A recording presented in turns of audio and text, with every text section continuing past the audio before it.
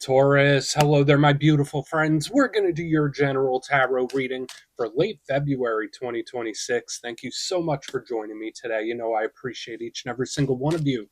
So let's get right down to business as always and start you off with an oracle card here, just so we can dip our toes in the energy and see what's happening for the lovely Taurus collective. I hope you're all doing fabulous and fantastic, my friends. Let's get it going here. My guide, spirit team, talk to me. What do we got for Taurus as we move on into Pisces season? What energies, messages, insights can we take a little peek at? And yeah, we're just going to take a real quick look at this first card. Then we'll get into the full reading itself. And at the very end, I'll pull you a bonus card from Shadowland Tarot just to see what might be in the shadows or what shadow work you can lean into, which is always interesting. But let's get it going here. Let's rock and see what we got for Taurus. Let's get this card out nice and quick. What's the vibe? What's the energy here? There we go.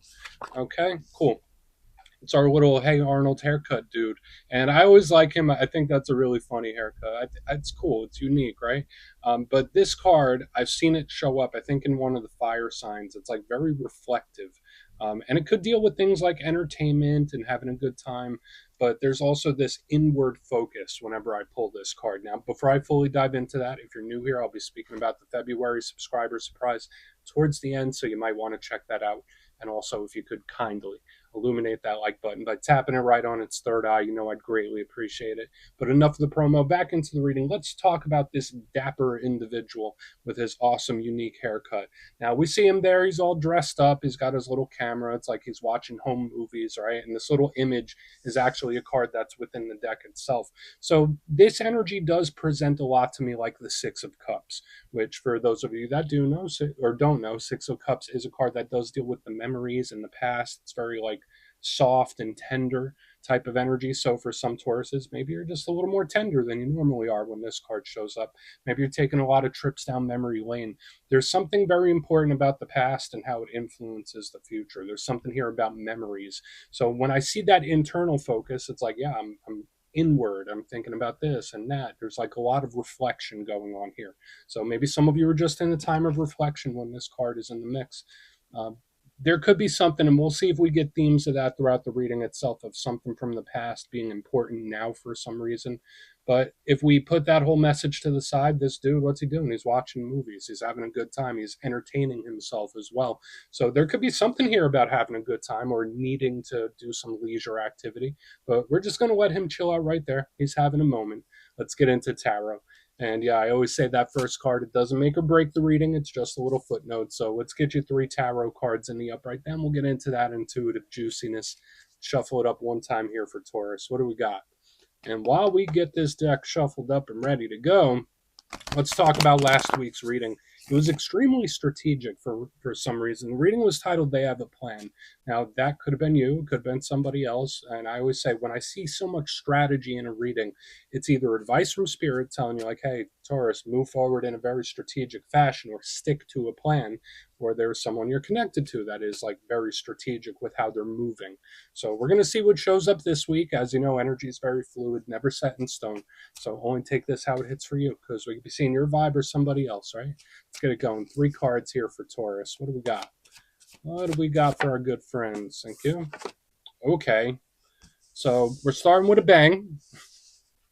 We have the Tower in position number 1. Don't get nervous about it. You know, that's just a very intense energy. So it just comes in like a rocket. So we're going to have to talk about this. But again, don't be concerned. Not every tower is a bad tower. We're going to talk about that a little more. Let's get 2 more here. What do we got for Taurus, please? What do we got for our good friends? Okay. 9 of Swords. All right. Let's get 1 more. I don't want to make my verdict yet. You know, there's a lot for us to look at. But that is a bit of a high-strung type of energy. Okay. The ending is good. So we have the Ace of Pentacles right here on the back end. The ending is definitely okay. But it's like, all right, well, what does it take to get here? That's the question I'm asking with like the whole lead up to it. Now, before we fully get into it and I give you the classical meanings and archetypes, I always like to give you the elements, and there is a nice little mixture, and the elements are important because it tells us the certain areas of life that could be highlighted or how the energy could be moving. And you have 3 different ones. You have water, air, and earth. Now, Two of them are very comfy with you as an earth sign, like it's energy you can work with, it's energy you can work in. I like that they're split because that to me isn't too lopsided. There's just a really strong intensity in the front. But when it comes to water, I know the tower looks like fire and brimstone, but it's actually water. It's big Scorpio energy. So maybe you're connected to one. We'll talk about that in a few moments. But water energy is that inward facing vibe we were talking about earlier. It's the emotional realm. So whether it's things, people, situations that we care deeply for, think of emotional attachment, think of emotional regulation. These are all things that tie into water energy. It could also represent creation, creativity. So if you got the creative juices flowing, cool. The only downside to water energy is that it's always ebbing and flowing. Water rarely stays still, at least energetically. Like it's always flowing. So it could be up and it could be down and it could be back and it could be forth. In the center here, we have the air. That's more of the logical, pragmatic mind. So it's like we have the heart and the mind showing up here. So hopefully you don't have like an inner battle with that going on. But yeah, when I see air energy, it's very smart, it's very intelligent, it's great for searching for information, learning new things, taking on a lot of input. It could also be communication. The downside to air energy is that sometimes it could be cold and detached and a little flighty. So we'll keep a look on that. On the back end, we have your power element, your comfort zone. We have the earth. And earth to me is calm, predictable. It could speak about comfort zone, comfort levels. We think of stability. It could also represent money, work, business, finances, home, family. So all the earthly matters. The only downside with earth is that sometimes it could feel a little stuck. Sometimes it doesn't move too fast. So let's go through and start building this out piece by piece. Position number one, we're starting with a bang, as I mentioned already. We got the tower in position number one. A lot of people get nervous about this card. Again, it's only energy, right? Energy, especially water energy, is always moving. And the tower, if you're not connected to Scorpio, if you don't have Scorpio placements yourself, is just really, really intense. Now, yes, there are some downsides to this card. I'm not going to say it's all sunshine and rainbows.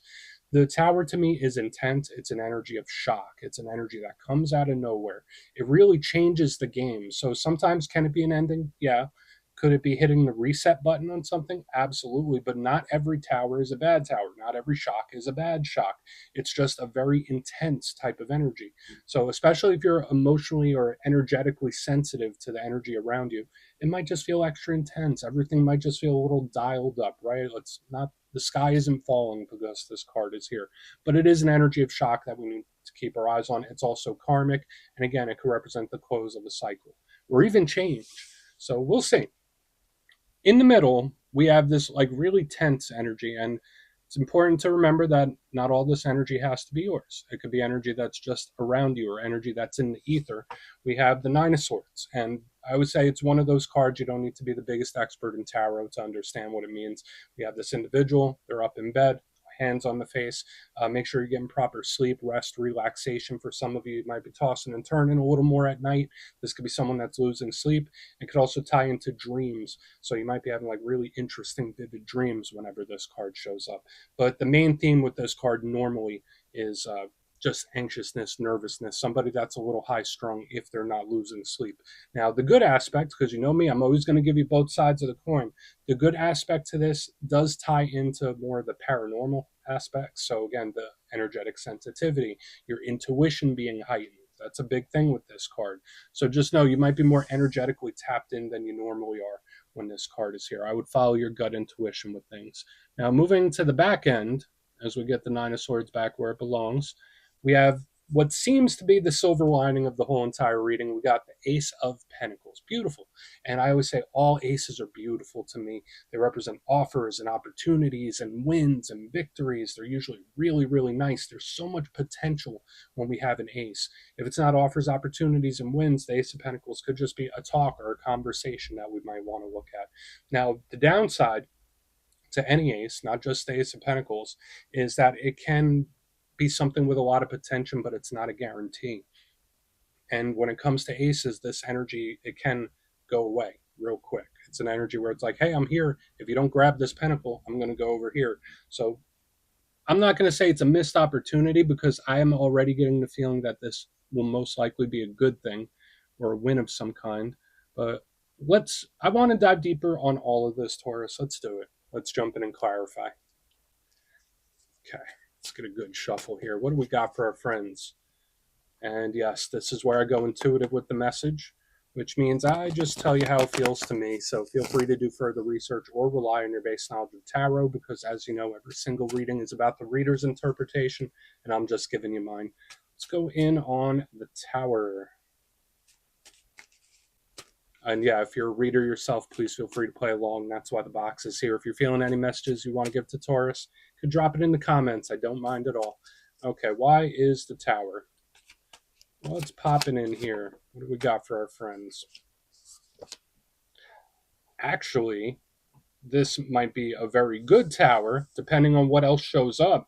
So we have the sun in the upright underneath. Now, it could also be something else, because that could be a realization, a revelation, or information coming up to the surface. I'm going to give you the positive answer first, because that's initially what came out to me. Now, the sun in and of itself is the most positive card in the whole entire deck. Most readers would agree. It ties to Leo energy. It's light, life, and love. It's source energy. So when we think of wins, victories, and blessings, hey, it's right here. So when I see the Tower clarified by the sun, it's like, oh, damn, that's like a shocking win or a shocking victory. It's like that went way beyond expectation. So for a lot of you, it's like a stroke of good luck of some kind, or it's just like a shocking win or victory. That could be great. But another thing we need to keep in mind about the sun, if we just put that message to the side for now, the sun could be very intense. The Tower is very, very intense. And the sun can also represent information coming to light, realizations, eureka moments, revelations. So I do want to see what else shows up, because there is this little underlying thread of information coming to the surface that might shock you, or a revelation that might shock you, or a realization. And remember, we've been seeing this inward focus like since the very beginning, where it's like, all the dots connect. Eureka, that's what it is.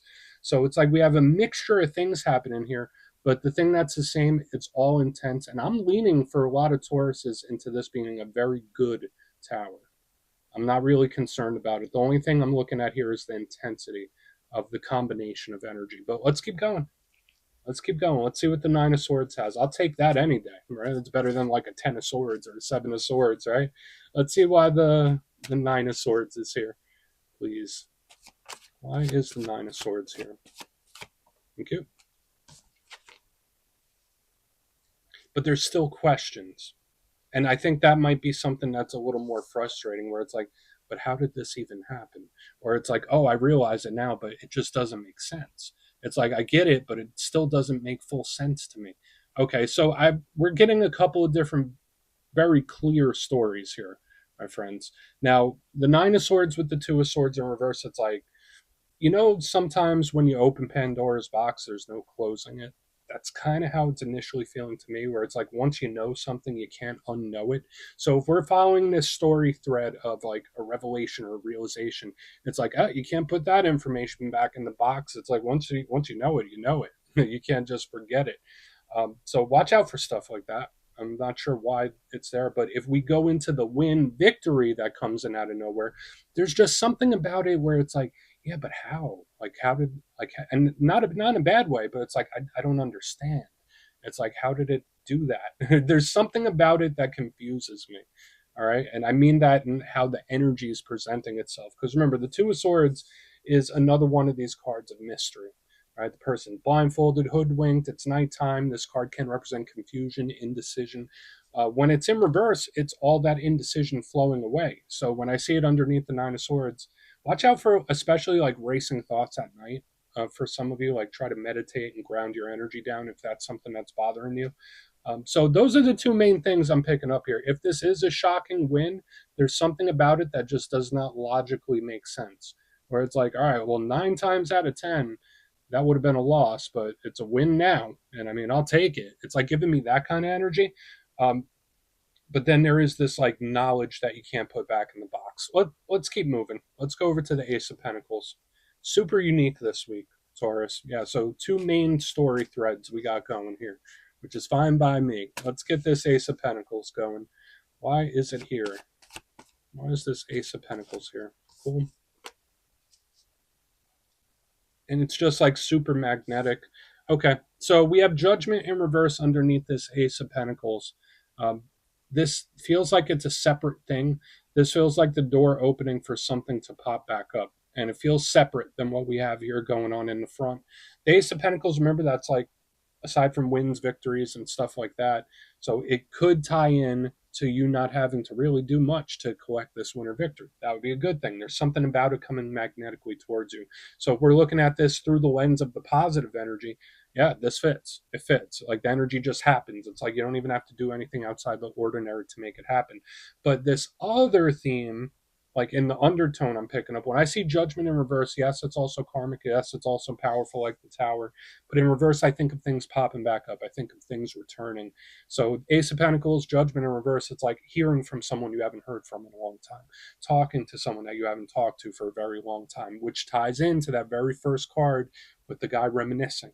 So there is still this link to the past. So don't be surprised. To me, it feels like the door's open to revisit something or something to return in a very big way.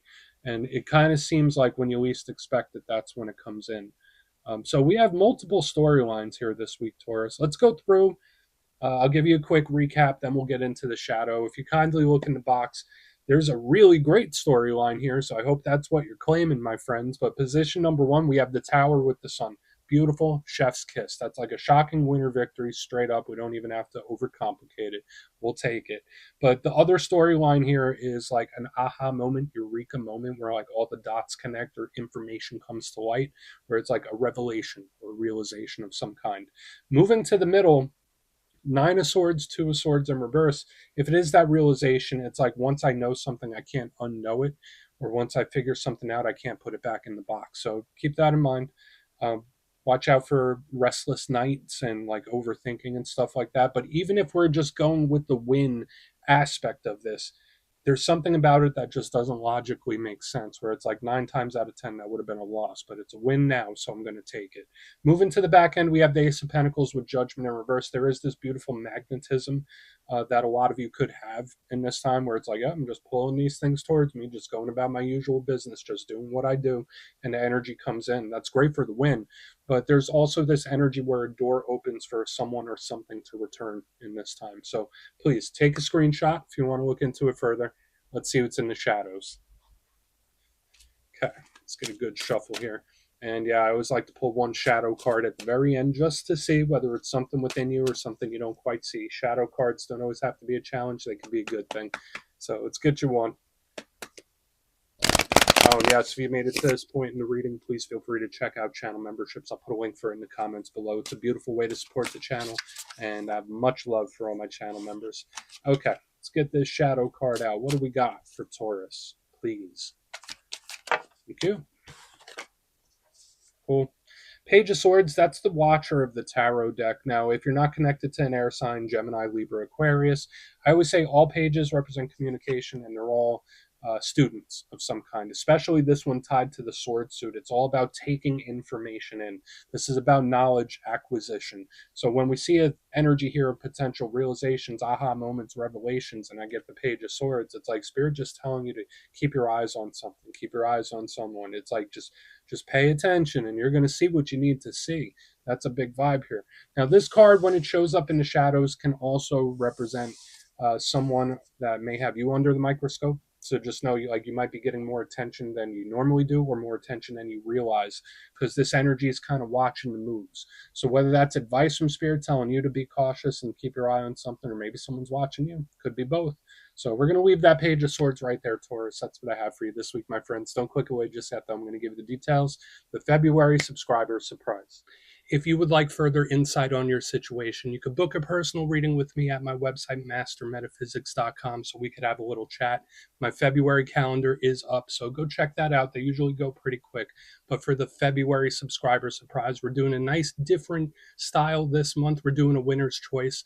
So the winners, which will be 3, will have their choice of the Tarot of the Owls, the Gilded Tarot Royale, or a handmade crystal pendant from my shop, mastermetaphysics.com, once again. So if you'd like to get your name in for this, it's 2 simple things. As always, my friends, first, you must be subscribed. And second, let me know down in the comments, out of all the cards we saw in this week's reading, which one caught your attention the most, whether it really inspired you or hit you right in your feelings. Anyone that stood out to you, and you'll be entered to win. And at the end of the month, the winners will be announced in my community tab. As always, my friends, much love, and I'll see you soon.